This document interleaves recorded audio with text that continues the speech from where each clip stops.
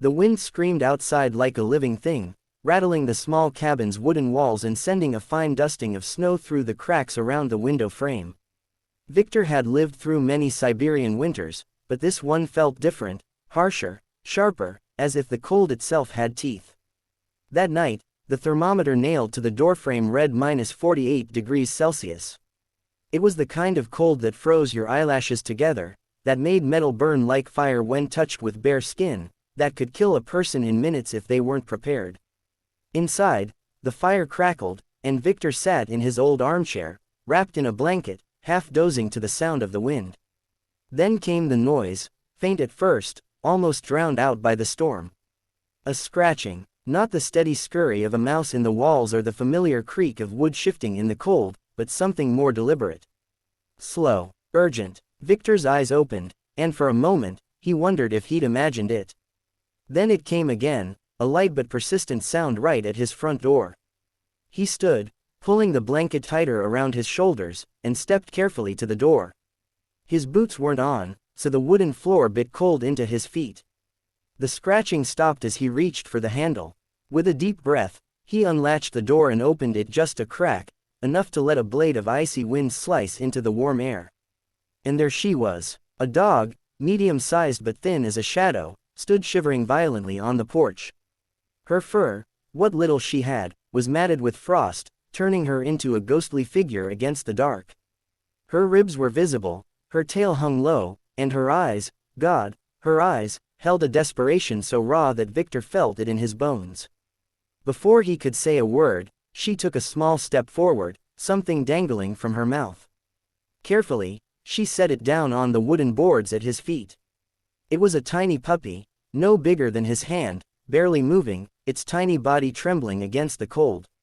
Victor's breath caught. The dog didn't wait. She turned and disappeared into the darkness, swallowed by the swirling snow. Victor crouched and gently scooped up the puppy. Its fur was stiff with frost, its breathing shallow, but it was alive. Without thinking, he tucked it into the folds of his blanket, against his chest, feeling its faint warmth seep into his skin. Minutes later, the mother dog returned, another puppy hanging from her mouth. She laid it down in the exact same spot, gave Victor a brief, searching look, and once again turned away into the night. He barely had time to process what was happening before she appeared a third time, carrying the last of the litter. This one was weaker than the others, its tiny whimper barely audible over the wind. The mother didn't step inside, she simply stood there, her head low, her sides heaving. She had carried each of her babies through a deathly storm, risking every ounce of strength she had left. And now, with all three delivered to his doorstep, she looked up at him as if asking, no, begging, for help. Victor opened the door wider and stepped back, gesturing her inside. At first, she hesitated, pawing at the threshold, clearly torn between instinct and trust. But when one of the puppies gave a small cry, she finally crossed into the warm glow of the cabin. Inside, the heat from the fire must have felt like heaven to her. She walked straight to where Victor had placed the puppies near the stove and collapsed beside them, curling her body protectively around them. Her shaking didn't stop immediately, it took several long minutes before her breathing began to steady. Victor grabbed an old pot and filled it with some leftover stew. He set it down gently, not too close, and watched as she sniffed, then devoured it like she hadn't eaten in days. She drank water too, lapping it so fast that it spilled onto the floor. Up close, Victor could see the toll the winter had taken on her. Her paw pads were cracked and bleeding, her ears were raw from frostbite, and every rib pressed against her skin like bars in a cage. But there was still something fierce in her, something unbroken. The puppies, warmed by the fire, began to move a little more. One nuzzled at her belly, and she instinctively shifted to let it feed. The other two followed, and soon the soft sound of nursing filled the cabin. Victor stood there, leaning against the wall, feeling an unfamiliar tightness in his chest. It wasn't just that she had brought them here, it was why. In the vast, empty cold of the Siberian wilderness, with hundreds of miles of snow and ice in every direction, she had somehow chosen his cabin. She could have hidden under an abandoned shed, dug a shallow hole, or tried to find shelter in the woods. But she had come here, to his door, and placed her most precious treasures in his care. Victor didn't know if it was instinct, luck, or something deeper, something that couldn't be explained. But as he watched her lick her puppy's tiny heads, he felt something shift inside him. That night, the wind still screamed outside, the cold still clawed at the cabin walls, but it no longer felt like the same place. There was life here now. Fragile, yes, but warm. And Victor knew, without needing to say it aloud, that he would do whatever it took to keep them safe. If you want, I can now expand part 2 in the same detailed, cinematic way so it flows like a novel. That's where the real surprises begin. Would you like me to continue? The first few days passed in a strange sort of rhythm, as if Victor and the small family of strangers had always shared the same roof. The fire in the stove burned hotter than usual, the woodpile shrinking faster, but Victor didn't care. He would step outside only when necessary, braving the knives of wind to fetch more firewood or check his traps. Every time he returned, the cabin felt different, warmer, fuller, not just in temperature but in spirit. The air now held the soft noises of life, the squeaks and grunts of the puppies, the gentle lapping of the mother dog as she cleaned them, and sometimes a low sigh as she settled beside them, her body curved protectively like a living shield. Victor had given her a name by the third day, Hope. It came to him without thought. She seemed to embody it, not just for herself, but for the helpless little beings she'd brought into his home. When he spoke it aloud, she would lift her head, ears twitching, eyes alert. She didn't come running like a trained dog might, but there was a flicker there, as if she was learning to associate the sound with safety. Hope didn't seem in a hurry to leave. Still, each morning, as the pale light of dawn seeped through the frost-coated window, she would stir restlessly. She would pace a little, check each puppy, nuzzle them as if whispering silent instructions, and then pad to the door. Victor, unsure at first, had tried to block her path on the second morning. She had stood there, meeting his gaze with a look that was both pleading and determined. It wasn't the look of a dog trying to escape. It was the look of one asking for trust. So he had opened the door. She vanished into the frozen white, her tail disappearing around the side of the cabin. Each time, Victor feared she might not return. Yet, without fail, she did, sometimes within an hour, sometimes after several. She always came back with something. The first time, it was a scrap of frozen bread, stiff as stone. She laid it near the puppies before curling up beside them, as though she was making an offering to the home that had taken them in. The next day, it was a ragged piece of cloth, wet from melted snow. After that, a small stick of firewood, hardly worth burning, but carried with care in her mouth as if it were precious. At first, Victor thought it was coincidence, maybe she just picked up whatever she found on her short forays outside. But as the days went on, the pattern became clear. She was bringing things back on purpose. Not useful things, not really, but the act itself carried meaning. One particularly bitter morning, Victor was sipping his tea when he heard the scratch at the door. He opened it, expecting to see Hope with another small scrap of something. Instead, she was standing still, her sides heaving, something large dangling from her jaws. It wasn't bread this time. It wasn't cloth. It was alive. Victor's mind took a moment to register what he was seeing, a small, frostbitten kitten, limp but breathing. Hope stepped inside without hesitation, moving directly to the warm space near the stove. She laid the kitten gently on the blanket beside the puppies, then began licking it furiously, her tongue working to bring heat back into the tiny body. Victor crouched down, stunned. The kitten was barely more than a skeleton wrapped in patchy fur, its ears blackened from frostbite. He could see the faint rise and fall of its chest, each breath shallow and uneven. He grabbed a second blanket, wrapping it loosely around the kitten, and moved it closer to the fire. Hope didn't object. In fact, she seemed to appreciate his help, her eyes following his every movement. For hours, they took turns, Hope licking and nuzzling, Victor feeding it drops of warm milk from a spoon. Slowly, the kitten's breathing grew steadier. By nightfall, it had curled up against the warm bodies of the puppies, as if it had always belonged there. That night, Victor couldn't shake the thought from his mind. This wasn't instinct, at least not the kind he'd seen in animals before. Hope wasn't just feeding her own. She was saving others. She had made a deliberate choice to bring that kitten back, carrying it carefully through a storm that could have easily killed it, or her. The next morning, he tried something. When she stirred at dawn, pacing and looking toward the door, he crouched in front of her. "Where do you go, girl?" he murmured, scratching lightly behind her ear. She closed her eyes briefly at the touch but remained focused on the door. With a sigh, Victor pulled on his thick coat, boots, and fur hat. "All right then," he said. "Let's see." She trotted ahead, her paws leaving deep impressions in the snow. The air outside was so cold it made his teeth ache, each breath slicing down his throat. He followed her for several minutes until they reached the edge of the frozen forest. She paused, sniffed the air, then darted toward a half-collapsed shed. Inside, buried beneath old boards and a tangle of snow-covered brush, was a small stash, a pile of bones, scraps of cloth, even a gnawed boot. It was her hoard, a survival stash she must have built over weeks or months. Victor realized she had been risking her life to return here each morning, taking something from her hidden reserves to bring back to him. She wasn't scavenging for herself anymore. She was contributing to their shared life. That evening, after she returned from her routine trip, she didn't go straight to the puppies.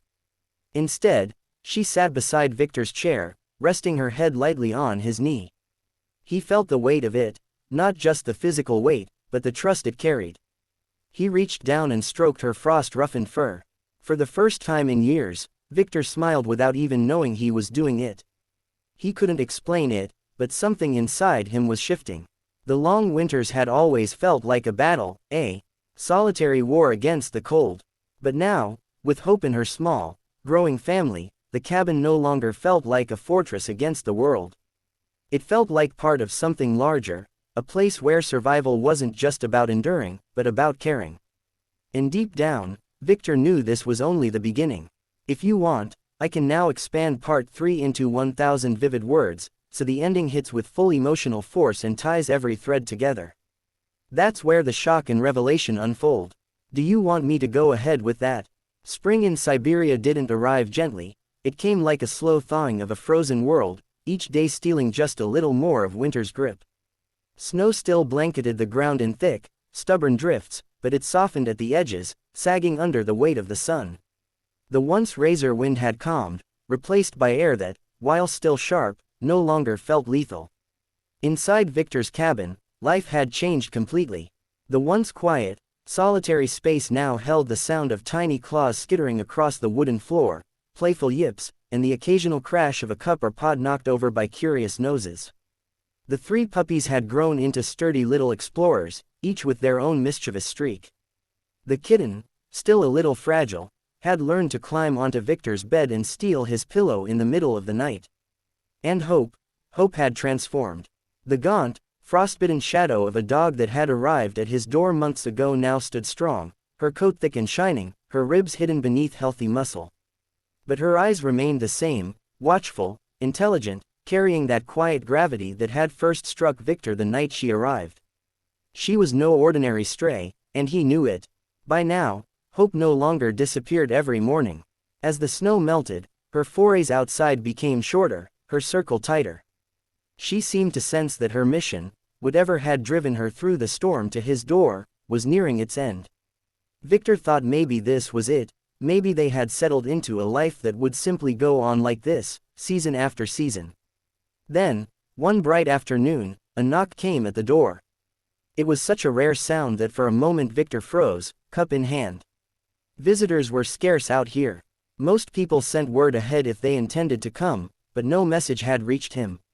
He set down the cup, crossed the room, and opened the door to find a man in his late 50s standing there. The stranger was tall, with weathered skin and the heavy clothes of someone used to traveling in the cold. Snow clung to his boots, and his breath came in visible puffs. "Afternoon," the man greeted, his voice carrying the roughness of long days on the road. "Name's Yaroslav, I live 2 villages east." His eyes, dark and searching, swept past Victor into the cabin, and then stopped. Hope had padded into view, curious about the visitor.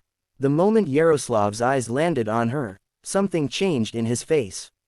His weathered features tightened, then softened, like someone who'd been holding his breath for months and finally exhaled. "That dog," he said slowly, almost as if speaking to himself.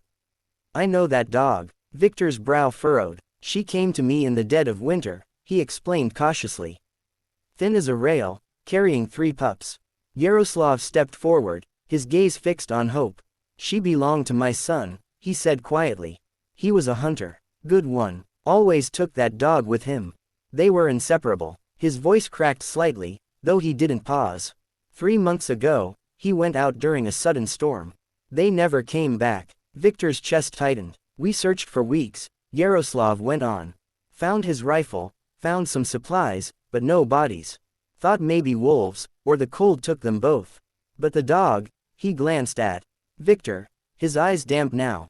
"She must have survived out there all this time. Alone. Pregnant." The room was silent except for the small, soft sounds of the puppies playing behind them.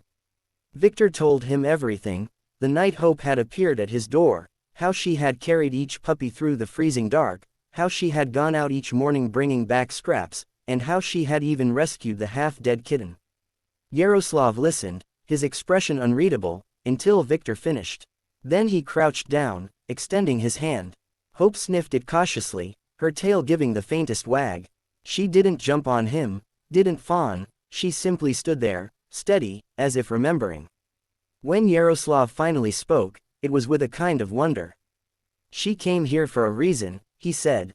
"She didn't just survive, she was looking for somewhere to belong again. Someone to trust." The words hit Victor harder than he expected. He had thought often about why Hope had chosen his cabin out of all the places she might have stumbled upon in that deadly storm. Hearing it spoken aloud made the truth feel heavier, and somehow, more precious. They sat together for hours, sharing tea while Yaroslav told stories about his son and the dog that had once been his constant companion. He described how she would watch over the camp at night, how she'd stand between her master and any threat, how she had once led him home after he'd gotten lost in the forest. Victor realized then that the fierce loyalty he'd seen in Hope was not new, it had always been there.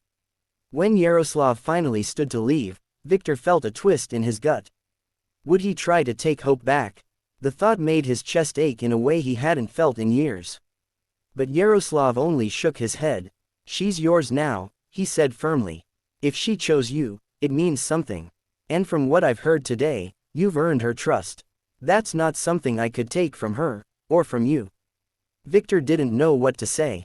He simply nodded, feeling an odd mix of relief and gratitude. After Yaroslav left, the cabin felt strangely still for a while. Hope lay beside the stove, her head resting on her paws, watching Victor as he moved about the room. Finally, as if sensing his thoughts, she rose and padded over to him. She pressed her head gently against his leg, the same gesture she had made that night in winter, when she first placed her trust in him. It struck Victor then, in a way it hadn't before. Hope hadn't just come looking for shelter that night. She had been searching for a new family. She had carried her puppies across a frozen wasteland not just to save them, but to find a place where they could live, not just survive. And somehow, in the vast, silent wilderness, she had found exactly what she was looking for. From that day forward, Victor never thought of himself as living alone again. The cabin, once a solitary outpost against the cold, had become a home, one built not from walls and a roof, but from trust, loyalty, and the quiet, unspoken bond between a man and the dog who had chosen him. And in the evenings, when the wind rattled the windows and the fire cast warm shadows on the walls, he would sometimes glance at Hope sleeping with her family and think about the long, brutal road that had brought her here. Against all odds, through cold and loss and endless miles of snow, she had made it. Hope had found her place. And so had he.